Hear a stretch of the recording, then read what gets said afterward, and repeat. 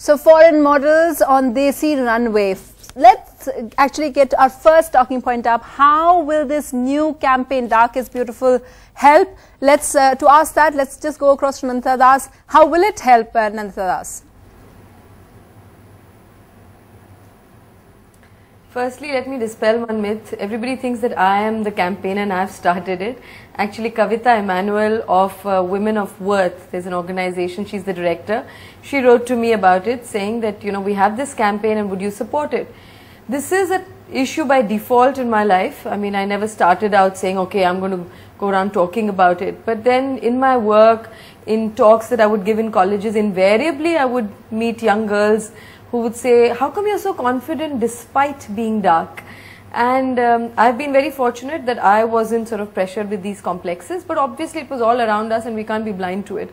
So that's how I got into it. I think the way these campaigns help is they trigger a conversation, a debate. People like you are doing programs on it. There are so many people who are writing to me, sharing their stories. In some ways, it's cathartic for them. For some, it's a validation of their thoughts. Some, it's just giving some kind of a confidence. So I think every drop helps. I mean, no one campaign is going to change the mindset. It's and what far do you more think deep-rooted. of this? I think every kind of... What do you think of this fashion show that we're reporting on today, which is taking place today? And we'll hear from the designer just now where they're saying that we have foreign women because, well, it's aspirational. They look better, they're fitter. So that's why we have them wearing lehengas and cholis. What do you think of that? Well, I mean, you know, I don't want to sit on judgment and I don't want to say whether foreign women or Indian women or forget about foreign. I mean, even Indian women, there's always a choice for the fairer skin. We know that in various fields, not just where they're supposed to look good, but whether it's a receptionist in an office, whether it's an air hostess, you know, I mean, so many different fields where it's not even about your looks. Even there, the fairer women are preferred. So, I mean, that's a choice they are making, and that's why these kind of conversations and debates are important. Because it's not to say you are wrong and trying to pin people down, because it's really, they are catering to a mindset. Whatever the demand is, it's like they're supplying because they are governed more by market forces. But it should be a reason why we should all be talking more about it and really dissecting it, that what's the root, what can we do, how can we give women the confidence that they are, you know, they just need to be comfortable in their own skin and feel beautiful with whoever they are. So Anand, the other side, we are coming to you to ask, do you feel that the images that you're portraying and by casting, you know, foreign women as the beauty, as the image of beauty, you're taking away confidence from Indian women who are darker? First of all, I would like to say that being a fashion designer, we're not social activists. We're not even following this. Fashion is a business tool that we need to realize. Yes, it does come with its pros and cons, and con being one of them, that this is being propagated.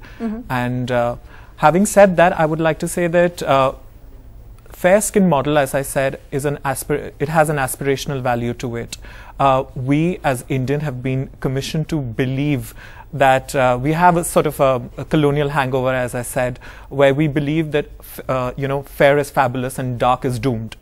And that is... so you're saying it's not your duty to change It's not our duty to preach whether this thing as this we are using as a fashion tool to put our ideas and concepts to the final consumer. Dark is doomed. I just want Nandita to react to that. Before that, there's an example and a story.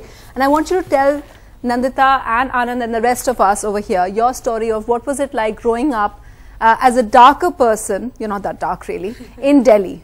Yes. So basically, while I was growing up, throughout school life, I was called Kali Bengali, which was tormenting at that point of time. I mean, imagine the plight of an 8-year-old being called Kali Bengali all the time. So yeah, so there was a point. Do you think that they meant to hurt you? I think they were just, I think it was just their upbringing, you know, that's probably what they heard in school, because, I mean, at home, because all those guys, all those girls, guys, they were all fair.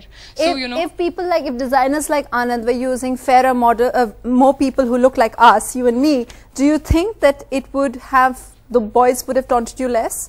Of course, because when Honey Singh came up with brown rang, it became like it was viral. Every guy wanted a brown girlfriend then. So yeah, of course it did. So Anand, you're saying you're not social activist, but what do you make of her story? I think, having said that, I mean, I'll really sympathize with you by the whole term of Kali Bengali. But the thing is, the moment I put a fair-skinned model on the runway displaying, it becomes an aspirational value for her, where she's been tormented throughout her life.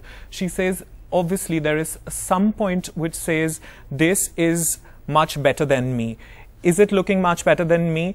Subconsciously, she will say yes. Okay. And that acts as a selling point for designers where they have to challenge with that. This is really, really controversial, and that's where a second talking point comes. Is it possible to change the mindset of people? Nandita Das, do you think it is?